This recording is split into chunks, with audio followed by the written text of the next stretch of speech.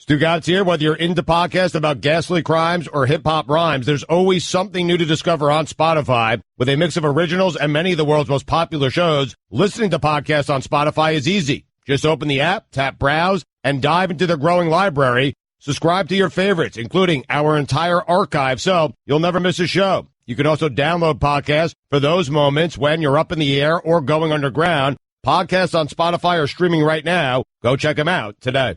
With the Citi Double Cash Card, you get 1% cash back when you buy and 1% as you pay. That's like the joy of discovering the last donut. Ooh. And it has your name on it, literally, in chocolate sprinkly things. No way. Double the love with the Citi Double Cash Card. Apply now at Citi.com/doublecash. It is time to wake and take with Stugotz. 786-456-4837. That's 786-456-4837. Stu wants to hear from you. 786-456-4837.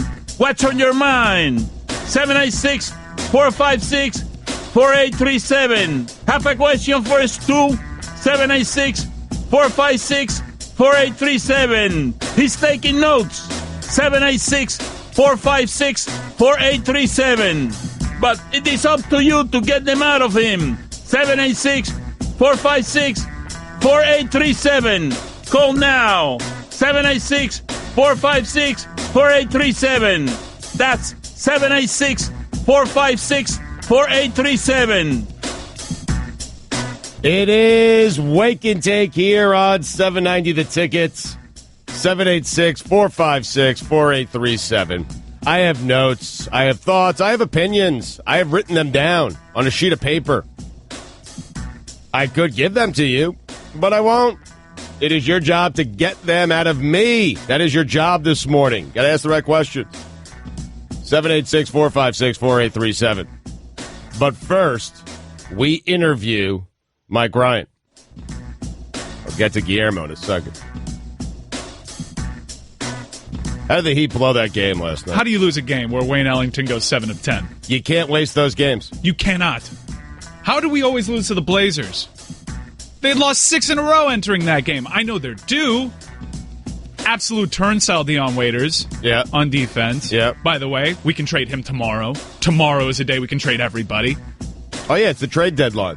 Well, no, it's not the trade deadline. Well, why can't we trade him? Because once you sign somebody to a new deal, you can't trade them for like 60 days or... All right, so the 60-day, it's up. Yeah, 60 or 90 days. All right, we can trade everyone tomorrow. We can trade everybody. When is the trade deadline, though?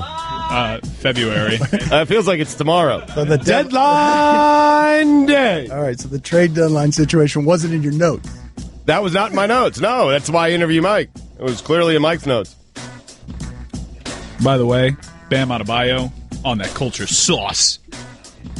This kid's a player. He oozes Heat culture. Wow, that's funny because you were telling me that last year Dion Waiters was on that culture sauce. Now he's just on the sauce. Now he's just on the extra on the sauce. And right. now you want to trade him. Tomorrow. Man, Tomorrow. Yeah, Dog, not today. Have you seen this dude's body? What has happened? I mean, Dion Waiters has always had a pot belly. Last year was the only year that Dion Waiters didn't have a pot belly. Put that on the poll, Guillermo. Has Dion Waiters always had a pot belly? But he was so good last year when he was skinny. Why wouldn't he want to stay skinny? Because he signed a big contract and got to the destination that everyone told you was where Dion Waiters wanted to get, and he would stop caring after that. But culture. Yeah, right. Doesn't really work on Waiters. You noticed, didn't you? Doesn't really work on Waiters. Like it works when Waiters is in a contract year. And now all the things that I loved about his attitude when the shots were going in and the defense was good, I hate now. Now I read a quote like, I ain't going to no bench. And I'm like, That's right. Appalled. Well, yeah, how's that culture working when he says I ain't going to no bench? It's not the Heat culture I know. Well, we trade him tomorrow then. This isn't the Dion Waiters that I know. It's the Dion Waiters everyone else knows. Yes, I thought he was different with me. I thought he changed. You fell in love with the stripper. I did. I warned you about falling in love with the stripper. I did. I'm wrong on Dion. I was wrong. I was wrong. That's it, though? Isn't it a little early for that? No, man. He's not. Sorry. What is he? How is he going to whip himself into shape mid-season? I don't know. Are we wrong about this team? I don't know. I thought this would be a very good team. I think we were wrong. You got to win the game that Ellington makes 7 threes. You can't waste the Ellington game. It's waning. It's waning, Eric. Put that on the poll, please. Can you waste the Ellington game? Fair question. I have been both wrong and right on Dion Waiters somehow. That's kind of like how I was wrong and right about the University of Miami somehow, right? 41-8. You were wrong. What? What about we wear 41-8. What about losing against the Pittsburgh and the way you lost to Clemson? You were wrong. Those don't count. Orange Bowl. Big one, you were wrong. Yeah. And Notre Dame blowing them out. I mean, he had Notre Dame winning that game by like double digits. Yeah, he had Notre Dame winning the game the way that Miami won it. Yes, but I also had them losing the way they eventually lost to Clemson. That's what I had happening to their season. Mitigating circumstances. True freshman corner got hurt. Nickel corner couldn't afford that. But trade Dion. That's it. That's it. Just trade tomorrow. Trade Dion. Tomorrow's the deadline. But who wants Dion though? That's the question. Put that on the poll. Who wants Dion? Wait a minute. There are choices. Just who wants Dion? Who wants Dion? Yes or no? Yes. What kind of poll is that? A weird one. Put it on the poll. Who wants Dion? Yes or no? So wake and take polls are always a little confusing. You'd think polls would be pretty easy, right? Polls would just be easy. Speaking of polls, yesterday, Chris, welcome you in here. Your dad is furious at the results of one of the polls. Yeah, he's mad. I was getting, around 11 p.m. last night, I was getting berated with texts from my dad. And he seems genuinely upset. And he came in second place. Oh, wait a minute. Yeah, he's upset. Wait a minute. Friend of the show. No, second place. Of course he's going to be offended by that. Why was Cody on that list of friend of the show? He's not a friend of the show. He's a member of the show. Because you said his name. You said his name like second when you started listing people. Did I? Yeah. Okay, well, that's my fault then. Right. So to avoid the huge L that he took at the hands of Jason Leisure, we probably should not have put him on there. Right. And now he was open to all this embarrassment that he got because he got worked. Jason Leisure ran away with that. Leisure blew everyone out. He really did. He got 38% of the vote. Who were the nominees? Tell everyone the nominees on favorite friend of the show. Ron McGill, Tim Kirchin, Greg Cody, Alan Thicke, Carrot Top, Kenny G, Ric Flair, Wayne Newton, Nitro the American Gladiator, Bob Einstein, Jason Leisure, Marty Smith, Stan, Pat Sajak, Bomani, John Amici, Pablo Torre, Sarah Spain, Mina Kimes, Amin El Hassan, George Sedano, Israel, Dominique Foxworth, Fake Howard, Fake Jason Jackson, David Hasselhoff, Arash, Frank Caliendo, Tom Izzo, Adam West, Fake Pavarotti, Tim Legler, Charles Barkley, Bud Grant, Tom Izzo, Josh Norman, Burt Reynolds, Kean Fahey, Joe Harper, big Joe Harper, Dallas Diamond Page, Chris Sims, ... Adnan. Now, Adnan, I mean, people were they were keeping track of this because Adnan was in that talent meeting at ESPN on the Bristol campus yesterday, and Mike and I were doing the Russillo show, and Adnan kept texting us his thoughts on what place, the percentages, the amount of votes that he was getting. He was not paying attention to the meeting and only paying attention to this poll. He was thrilled to be top 5. By the way, egregious mistake. We forgot you, Richard Lewis. We're sorry. Yeah. I mean, Jason Leisure, man. You get over 4,000 votes. How does someone run away with that, considering all the options there? How did that happen? Leisure, is Leisure guildy of fraud? Put that on the poll. No, put that on the poll. He couldn't care less about this poll. Do you think he's stuffing a ballot box? This would be if Jason Leisure legitimately got that kind of voting as friend of the show. It would mean that the listeners of this show get the show even better than we do. That's what that would mean. And I'm not willing to give them that much credit. Or my ego is too substantive to allow it. Either way. Because that's who should win it. In a landslide, weirdly. Yes. Only if you're trying to upset everybody, especially if you're trying to get me mad. And him mad. Right. You just make you just spew unhappiness all over the place. It makes no sense that if you had told me Jason Leisure will win this poll in a runaway, or Jason Leisure will be eaten by a dragon while covering an NFL football game. That had already attacked Tom Brady earlier. Right, the dragon, right. Yes. The dragon would have attacked Tom Brady earlier and then gone to the press box and attacked Jason Leisure. I would have taken that as the example. Same here. And it's weird because we have a heat map on this poll. Jason Leisure's never joined our national show. If you've listened to just the national hours on our show, you have no idea who this person is. Right. This is Russian hacking. Did Jason Leisure win the poll because of Russian hacking? That's what I want the poll to be. If there is Russian hacking, it's happening from New York because that's where we received the most votes. Really? Yeah. Where's Leisure from? Track that? You track that? We have a heat map, on this specific poll. Really? Yeah, this is because so many options, we couldn't use Twitter for this poll. We had to outsource it to a different polling website, and we had a heat map. Most of the votes, overwhelming, New York. I didn't know it was referred to as a heat map. I know what you're talking about, but I didn't know that that's the reference. Should we call Greg Cody? Or you know what we should do? We should call him at the end of the hour. Yeah. And what, apologize to him? No, I don't think we need to apologize. Well, I don't think he should have been on that list. No, that's my fault. We put all the co-hosts on that list. I know, but I didn't think any of them should be. That's my fault. It should have been more in the spirit. It's my fault. It's my fault. I don't know. Wait a minute. Is that alarm because I got to call Bruce Sherman to smoke him out, or is that alarm because Stugotz has to whistle, that today would be a cold day where Stugotz would be able to whistle? Which alarm was that? That was supposed to be the Bruce Sherman alarm. Oh, okay. Yeah. So, but Stugotz is still trying to whistle. All right, hold on. I think I got it. Hold on. Decent weather. Hold on. Let me put my finger up in the air. You try to whistle, and I'll try to call Bruce Sherman and smoke him out. You hear it? There was a second there. If you're not familiar with Bruce Sherman, he is... if you're not familiar with whistling, that's what it sounds like. He's a coward. Bruce Sherman's a coward. If you're not familiar with him, he's hiding behind a meat shield named Derek Jeter.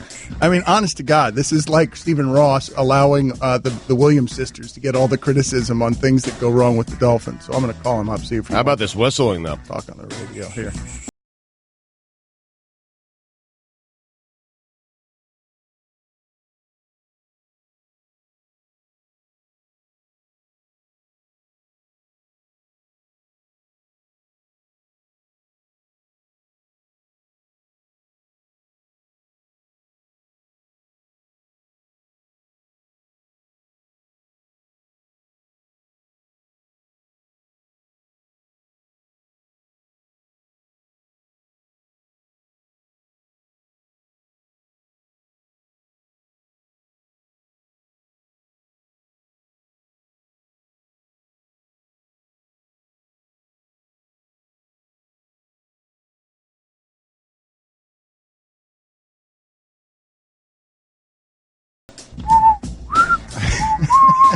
Wow, Stugotz. I am good. You can't talk. You can't talk while Chris is whistling. Well, on certain days I can when the weather is right. Yeah. The gag doesn't work. The gag doesn't. On certain days I could do both. I whistle out of the left side of my mouth and talk out of my right. Wait a minute. Sherman has gotten on to me. The party is not accepting calls right now. It went straight to a voicemail. I bet this guy's so rich that he could just create other phone lines. He doesn't know Allison. Allison, get me every number for this dude on earth. Get me every, you're not familiar with Allison, are you, Sherman? He's already fixed his phone line because he's a billionaire, so now this is ringing to nowhere. Get me every number for Sherman, Allison, and I'm going to call every number I know and start leaving him messages. Sherman just bought the phone company. Yeah, he might have done that. Wow. Thank you. You learned. Holiday cash. Here's where to get it. MyBookie.ag is the place to score serious cash on your sports predictions. There are a lot of football, basketball, and hockey games. You can score big every day. Man up. Play like the pros. The money line, side, or total. MyBookie.ag is your hookup for all your betting with all the lines and super fast payouts. Join now and MyBookie.ag will match your deposit with up to a 50% bonus. Use promo code CHAMPION to activate the order. Don't leave the money on the table. MyBookie.ag, promo code CHAMPION, and your first deposit is matched to up to 50%. Play where the pros play because they get paid. MyBookie.ag. Don Le Batard. To defute this guy's point where he's calling it asinine, the comparison, and I'm saying that it's not. Did you just say defute? I meant refute. That is a combination of diffuse and refute. They got together, had sex. Oh, just answer my question. And they birthed a defute. Stugotz. There was a whirlwind romance between refute and diffuse. I'm defuted. And they... This is the Dan Le Batard Show with the Stugotz on the ticket. You can text the show on the Coral Springs Automall Nissan text line at 67974. David Samson, former Marlins team president, friend of the show, going to join us right now in the Orion Fuel and Downstairs Convenience Stores guest line. They are truly steps beyond convenient. Did he get friend of the show votes? Was he even nominated? He wasn't nominated. Did you guys nominate him as friend of the show? He was not on there.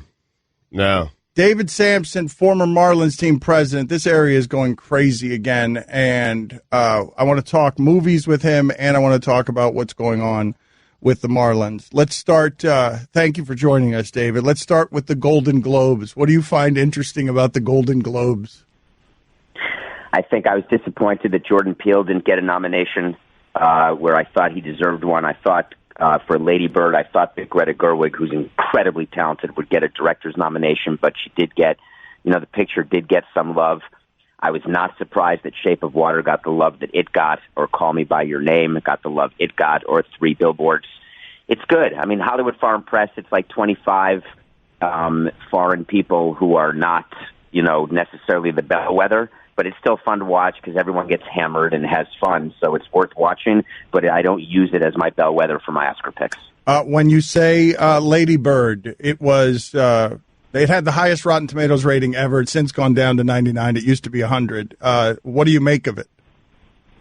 I never make anything of Rotten Tomatoes because no. I'm sorry. Well, go ahead. You can continue, but I mean, what did you make of Lady Bird? But go ahead. What did you mean about Rotten Tomatoes? I don't find it necessary to talk about what other people think because I'm going to see a movie because I think it's going to be good. So I'll judge it on myself. I won't read any reviews or look at Rotten Tomatoes or pay attention because that's like paying attention to what other people think as it relates to who you're attracted to. I mean, who cares? If you're attracted, you're attracted. And Lady Bird, the movie, have you seen it yet or not yet? I have not.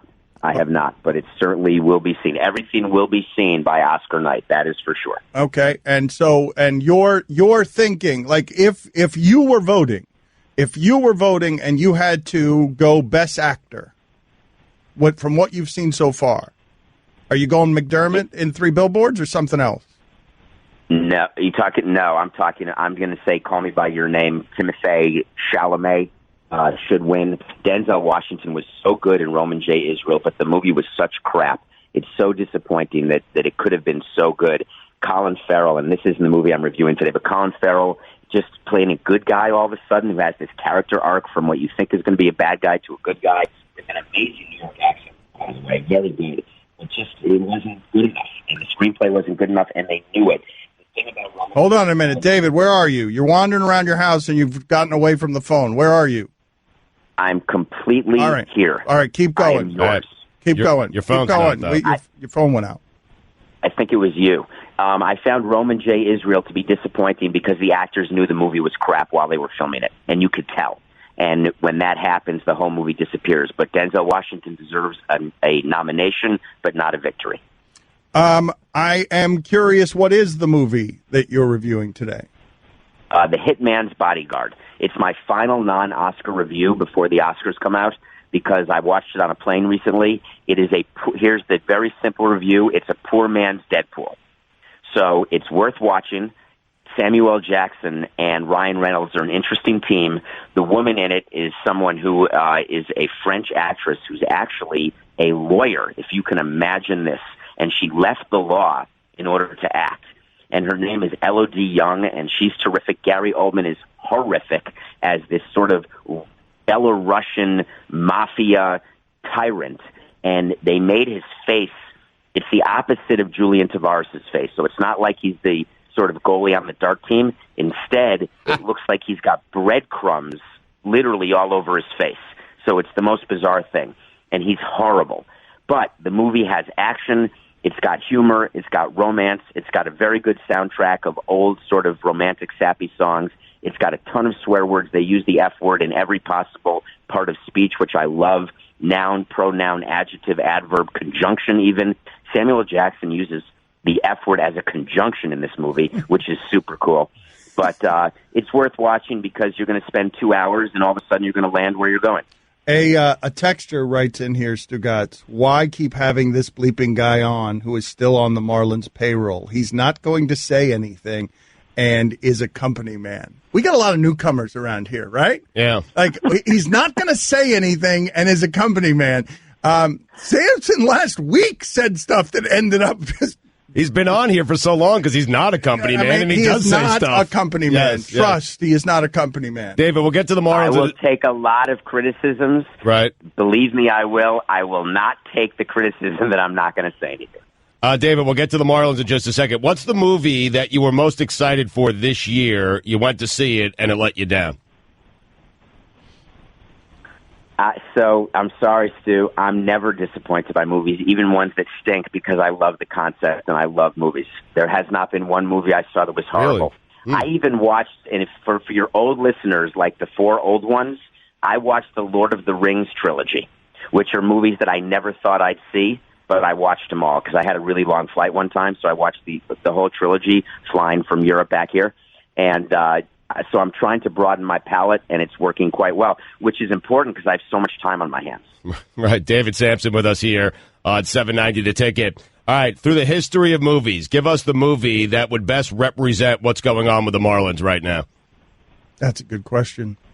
That's a good question. Because that makes him, yeah, that's a good question. Good. It is a good question. 8 Men Out. That was fraud. 8 Men Out. Okay. All right.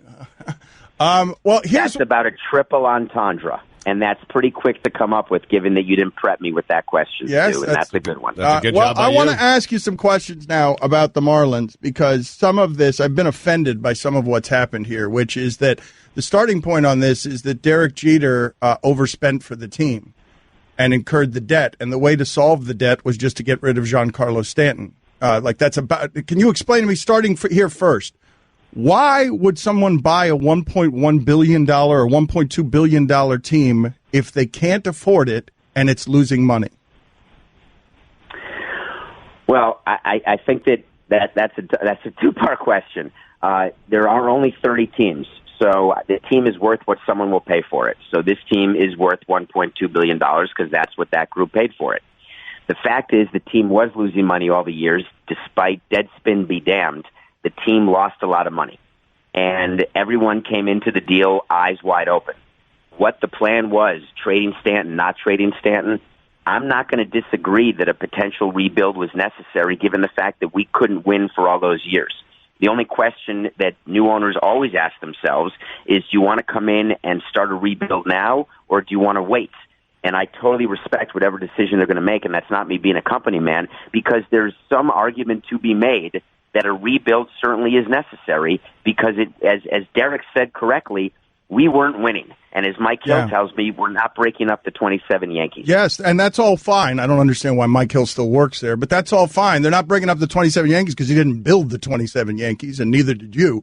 And you spent a lot of money on Edison Volquez and a bunch of other people who Terrible. Well, but this is what I want to ask you. And the part that offended me about Stanton is they gave away something of value as if it didn't have value. And what I want to ask you is, David Samson, former president of the Marlins, did they get enough for Stanton? My answer is yes, because of the relief, and that matters. And what you do with the relief is what matters. Whether the prospects turn into players, the fact is it gives them a chance. And I want to talk about the debt because there's a lot of misunderstanding. The team did not have $400 million in debt when it was sold. So it's a complicated thing, these businesses. So debt is not the reason why trades are happening. The reason why trades are happening, in my opinion, as an outsider, because I am an outsider, is because they believe it's the best way to build a sustainable team long term, which we tried and couldn't do. We ended up in the middle way too much. Jerry Reinsdorf told me in 1999, whatever you do, don't be in the middle. And that was 18 seasons ago. And we ended up in the middle way, way too often. David Samson with us here on 790 The Ticket. Would George Moss, who was another guy who was interested in purchasing the team, David, would he have been a better owner for this team and this community? You know, that's obviously that's an impossible question, but no, because he, in my opinion, whatever he would say today, because he's not the owner and he's trying to do the soccer deal and he's trying to be a member of the community, which he is, obviously a super important member of the community, he would say no. But the answer is yes, only because I think that anyone would do the same thing. Because if I were still there, I must tell you that last year, after Jose died, there was a lot of momentum to rebuild the team last year.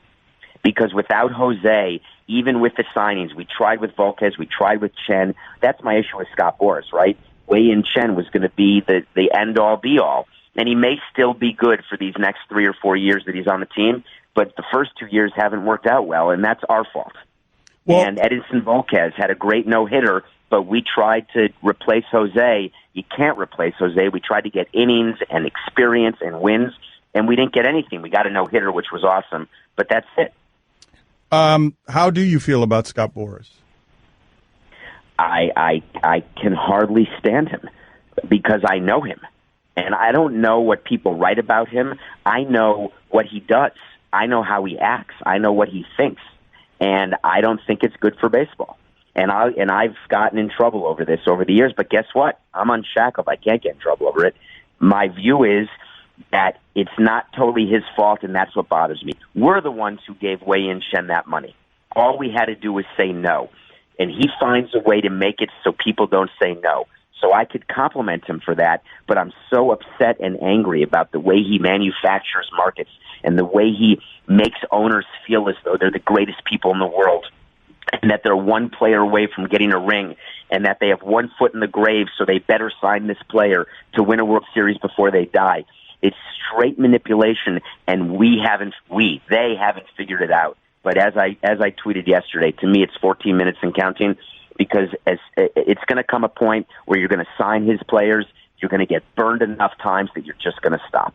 Couldn't I make the same accusation of the way that you guys got that stadium built, though? Like, couldn't I say that all the same accusations about manipulation to get your money, to get the money, to get the stadium that now allows you to get out of baseball? Couldn't I file some of those same accusations at you? No, because I think the difference is that we were pretty clear about what a new stadium meant, and we always talked about the fact that the Marlins were going to stay in Florida. We never intended, obviously, for 2012 to go wrong. We never intended any of those. As I always say to you, Dan, you don't get married with the thought you're going to get divorced, but sometimes it just happens. And when we had to make those deals, it was horrific, but we had no choice because we weren't drawing because we weren't winning. What I want in Miami is to see Marlins Park with a winning team and then see if fans come. Because if fans don't come when the Marlins win, then we've got a serious baseball problem in South Florida. But we've got to show them winning. Whether it's this year or 4 years from now, there'll still be a beautiful new ballpark. We've got to show winning. David, would you have paid $1.2 billion for the Marlins? Another good question by you. In 2 seconds. Why? I wanted to. Because I guarantee you that 10 years from now it'll be worth more. And you get to be one of 30 people running a Major League Baseball team. You may not want to run a Major League Baseball team. You may not want to deal with the bad press. You may be worried or upset about how that is. I'm not saying that this about Jeter. I'm saying in general, it's sort of like the hottest girl in class. You really want to go out with her, and then you get her, and all of a sudden you realize that you can't put 3 sentences together to make a paragraph. And you realize that your bodies don't fit, and you realize that it's total crap. But, man, it seemed good at the time. And that is what buying a baseball team is. It feels so good to be known and to have that ego sort of touched the way an ego gets touched. But then all of a sudden you're not the kingpin anymore because you're getting negative press, which is going to happen for every owner. But this team will be worth more than $1.2 billion because I'm very, very bullish on MLB. I just worry a little bit about what it's going to be like for the Marlins for the next couple of years. But from my standpoint, I just want to see the Marlins win, like I do with the Dolphins and the Heat. David, going back to the Samson or the Stanton trade question, you said it was good because of the relief it allowed the team, but it seems like the only one that's benefiting from that is the ownership. They just don't have to pay. They're not reinvesting that money in the team, making it better. They're just keeping the money that they would spend on that salary. So how is that benefiting the team other than the ownership? No, because I think what they do is you take money and you reinvest it when it makes sense. I think the Marlins will be ready to pounce when. But David, why would we trust these people with that? Like, why? Like, I don't. David. When the stadium was, you don't trust me, Dan, because I burned you, right? That's why you don't trust me. You have to trust this new administration because they haven't burned anyone yet. Do I think that things could have gone differently? Sure, in terms of communication or PR strategy, but that's not being rude or mean. That's just seeing what I'm seeing being written by you guys. But the fact is, trust that there's a plan and a process and a thought, and believe in it. No, and maybe, no, David, no. They built your ballpark. That was the last chance. No is the answer. They deserve to not have a customer next year. They haven't had a chance, Dan. Give them a chance. No. Why? Baseball has had a chance. Because baseball What's forced. the benefit of being so grumpy, though? David, why is that helpful? David, it's not grumpiness. The MVP of the league just got traded, and we were told that was going to not ever happen again because you already did it once with Cabrera once you got your ballpark. You got your ballpark, and then it happened again. And no, nobody wrong. here is going to. Dan, hold on, Dan. I will let you absolutely crucify me, but only with facts. Cabrera was not traded after we got a ballpark deal. He was traded before we got a ballpark deal because we didn't have a ballpark deal. And we were told that would never happen again. Right, but if you got your ballpark. The Blue Jays trade happened right after. The Blue Jays trade happened right after, and that's what made me stop being a fan of baseball because the Blue Jays deal, even though in long term you guys probably won that deal, the sign that it signaled to the fans was business as usual. Dave, you can't keep doing that and then have new owners or new people expect a different result. You just can't. It's happened too many times in this market by too many people. It's been 3 owners, and I get it, but now we're up to the 4th owner, and let's hope that it's different. Because what other choice do we have? A man or a woman cheats. Member of our community. Now, what other choice do you have? A man or a woman cheats on his relationship one time, maybe you forgive it. 2, 3 times, no. You're going to be scarred forever on what your relationship is with future people. Yeah, I think that's a horrible way to live, and I think that interrupts your relationships with people. Because I know. You basically throw out the baby with the bathwater. Yes, but maybe that's why you're so grumpy and upset all the time. Well, because it is offensive. What happened here was offensive to people I care about, that taxpayers paid for that stadium, and that's how it ended up with the MVP of the league, traded in his prime, and you guys are telling me... The tourists paid for the stadium. The tourists in Jeffrey, not our broke-ass city paid for that stadium, David. It's a tourist tax that can only go to ballparks. Are we seriously still having a debate? If there were no Marlins Park, there'd be no Marlins in Miami. Would that be better? At this point, David? Seriously. Yeah, maybe. Yeah, I'm asking. No, at this point, maybe. Better, Dave, here's the thing, Dave, with the stadium. The stadium was made here with the idea of we're going to make this town major league. How's it feel today, David? Do the Marlins feel major league to you? Being in the major leagues doesn't make you major league. They are a minor league team in the majors that continues to treat South Florida like a brothel, and they just did it with the MVP of the league telling us that guy doesn't have value. Metaphors. Hey, you're mixing metaphors. A brothel? Come on. I mean, I love brothels, but you're mixing metaphors. South Florida got screwed on this one, Dave. Isn't there a chance that the team wins more than 77 games this year? No. Dave, you guys have been making that argument for 10 years while never winning over 77 games. It's not great. I agree. We've signed the wrong players. Maybe now they'll sign the right ones. I'm trying to put a positive spin on it because I'm a member of the community like you are now. I'm not a member of the Marlins. I'm part of the community, and I want to have a belief, and I don't want to live my life being disappointed all the time, so I'm going to try to look at the bright side. You can either go half Dave, Dave, you guys can look at the bright side because you got all the money. Like, it's easy to look at the bright side. I own as much of the team as you do. No, but what I'm saying is when everyone makes that much money in the transaction after running their business poorly, it's very easy for you from over there to look at the bright side. While the people who are complaining and yelling are not looking at the bright side because they're not the ones who got the money. I guarantee you that if I give those fans any portion of the money that Loria made on this transaction, they'd shut up with their complaining. Should we just drop money over the town? Would that help the economy? Yes, you should do that. Yes. I think that if you did the parade you were talking about, you could drop instead of confetti, drop dollar bills. Yeah, the parade got neutered. The parade got neutered because Jeter's trying to clean up your boss's mess. Because this guy's worse. I don't know. But then if he's trying to clean up an existing mess that he inherited, why is he getting blamed? Well, I'm blaming baseball. I'm blaming baseball for gifting Jeter the team, and then I blame you for fleecing Jeter. That's what I do. Yeah. You fleeced Jeter, and I believe that franchise sold for about $300 million more than it should have. So do you. And that's why you Moss must have good sources. But all I'm asking is this: when you go into a store and buy a piece of art, there's this artist in Miami who I loved at Art Basel. His name is Lebo or something. Lebo. I don't know if you've heard of him. Lebo. He's a very good artist.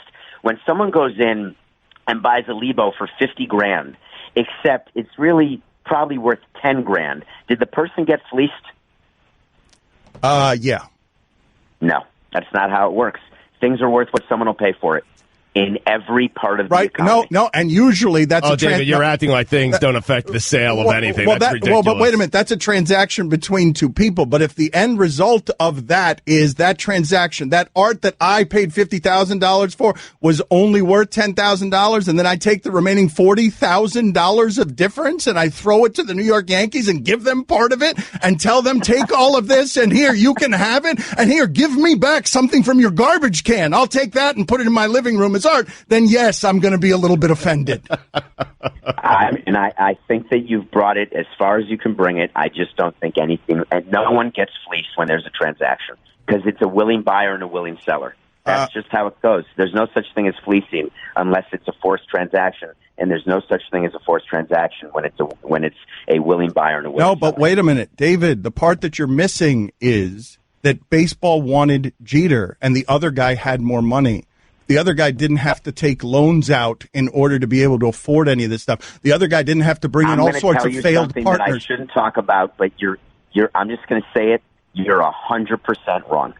Every single owner who was bidding for the team, potential owner, all of the bidders were in the same exact spot with the same level of debt that they needed for the transaction. There was debt and equity, and that is how things are bought. It's like saying that someone who buys a house for $200,000 and takes out a mortgage for 50 of it is not worthy of owning that house because someone could have bought the house for straight cash. It's just not true. We'll talk to you soon. My Lord. Yeah. This was awesome. Thanks for the attack, man. You enjoyed it, huh? Good to be back. See you later. Listen, I can't wait to be back next week to talk more movies. See you later. See you about next week. See you later. Bye, guys. I just saved hundreds of dollars by switching to Geico. I've never felt more alive. Disclaimer. Geico cannot guarantee you will feel more alive. You either possess functioning respiratory and circulatory systems, or you do not, or you are a zombie. If you are indeed a brain-starved zombie and you would like to save money on car insurance, the Geico legal team applauds your excellent life choices, even in your shambling afterlife. But we strongly encourage you to visit geico.com or download the Geico app. Please stay a minimum of 500 feet away from our large and presumably delicious, delicious brains. Geico. 15 minutes could save you 15% or more.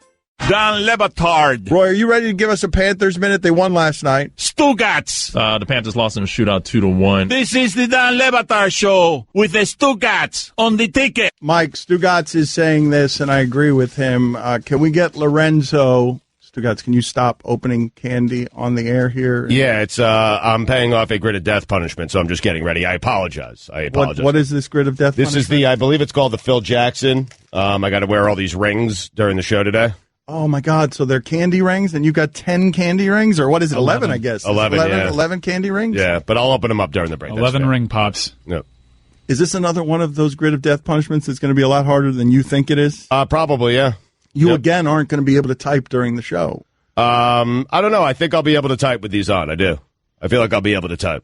All right. Can you do me the kind favor, Cody, of opening those off air? Yes. I apologized already and said I would do it during the commercial break. That was very rude of me. After a contentious interview, and I don't know what the audience did with that interview. The hardest part of that is not eating them. I know. That's the grid of death punishment for Fat Chris. Yeah. To wear them on your fingers and not be allowed to eat them. I want to talk. Stugotz was saying, and this is the producer in him, and I think he's right, that we should re-air that for the national audience because I don't think the national audience has enough facts on some of what's happening here. And so I don't know how we have to cut that up because there was some fat in it. I'd like to keep some of the movie stuff in it because it's weird. There's a lot that we can cut from that to make that a cohesive 10-minute segment, I think, that we can play a little bit later today. Our 12 o'clock hour is a little jammed, so maybe 11:30. Whatever. We'll try and figure that out. That needs to air nationally so people can hear someone that's involved with this question instead of just this celebration that's going on in New York because baseball is great and Giancarlo Stanton is great, and now they've got the 2017 Bash Brothers in New York. Right. And I do think that people around the country are interested in this story because the Yankee element, because Stanton's become such a big star. And you have access to the former Marlins team president who was right in the middle of this sale. And all of still it. is in the middle. Well, he is more informed than any of us, right? Yes. He's more informed than any of us of the details. And some of this stuff is hard for me to untangle logically, logistically, like in my mind, trying to figure out where it is that I'm supposed to stand on some of this stuff, because I've always been the guy who has argued against, knock it off with tourist tax or taxpayers. I want Major League Sports in my town. I've always argued for that because it serves me, and I'm a single issue voter. Right. Like, it serves me. I want Major League stuff in my town. Right. And so I fought for those things. And now what I'm making, right, David Samson ran his business in a way that was very beneficial to David Samson and Jeffrey Lurie. There's no disputing that. But the issue there is they ran their business well for them. They ran their business very, very poorly for us. And now we're still feeling the consequences of that. So when he's telling us, I like to look at the bright side, well, okay, it's really easy to look at the bright side when you're not the one getting screwed. You're the ones doing the screwing. Right, making money off the deal. Yes. But normally I don't make emotional arguments. I don't make civic pride arguments. When do you ever hear me make rah-rah arguments emotional? I make rational arguments, and I get mad at the emotional people who will not abide my rational with their emotional. There's only 2 times that I can recall. This time and rah-rah irrational emotion was with Nick Saban, and you have come to regret how you acted. Yes, yes. Well, but that was poisonous and judgmental in a way that was cruel and was mean. And I do regret that I was leading an angry mob, because the same thing that I led with Nick Saban is what I've now seen since then social media become, and it terrifies me to think that I was once at the forefront of sort of the sports mob that just did what it did to Tennessee. That I did that to Nick Saban. Right. And then I came to learn afterward that Huizenga had told him flatly to get Nick Saban, Huizenga, the master closer, told him, if at any point you want to leave, you can do so without penalty and without a bad word from me. They had made that agreement. That's something that my emotion on behalf of South Florida didn't have that information and just torched Nick Saban up and down on his character, when that's not irrelevant information. Well, in regards to what's going on right now, do you think there's any, not that you can say what you don't know here, but are there any potential pitfalls with this similar to that? No, I'm not going to look back at this and regret this. Well, here's one thing. There was a mutual friend of mine that a month ago, this part I might regret. There was a mutual friend of ours who 8 weeks ago tried to put me and Jeter together. And I talked to Jeter, and we were going to make a plan, and I think he wanted to avoid what's happened, and I didn't make that meeting. I didn't make that meeting happen. And what's happened since then is that Jeter might have needed some help on sort of handling the public relations of knowing and understanding Miami. It's a mutual friend who's like, he's a really good person in my life. Right. I'm glad you're mentioning that, because I think in all of this, I was sort of perplexed as to why, with a guy who's reputed to be so good at public relations like Derek Jeter, why didn't he get out in front of this? Why is this all catching him by surprise? And he might not have known what he was walking into in Miami, and I think that might have been what he was reaching out on a couple of months ago. And I feel like everything I've said since has torched any ability. Like, the part that I feel bad about here is that now I'm enemy number one of Derek Jeter on some of the stuff he did, and a mutual friend was trying to avoid this. Right. And so you might look back at that. Yeah, that part. But I'm mad on behalf of South Florida, and I don't care. I love that mutual friend, and I'd like to help Jeter if I could, but neither one of those things matter to me the way that South Florida matters to me. And you passed up a chance to have a meeting with Jeets, huh? Hold on a second. Something I would never do. Who'd he go to after you? Was it Cody? That would explain some things. Yes. He never reached out to me, so I feel fine about all of this. Why didn't you reach out to me? You think if you met with him, you could have stopped all of this, Dan? No. I think I just could have given him a lay of the land on sort of how the Marlins fan feels. No, I don't think I could have stopped anything. Sounds like there's a little bit of guilt in your voice. Don't trade Stanton. Listen, Jeter, the first thing you got to do. Is this your fault? It's all his all fault. of it. Well, that's why I might have some remorse, because I just looked in the mirror and saw that I traded Stanton.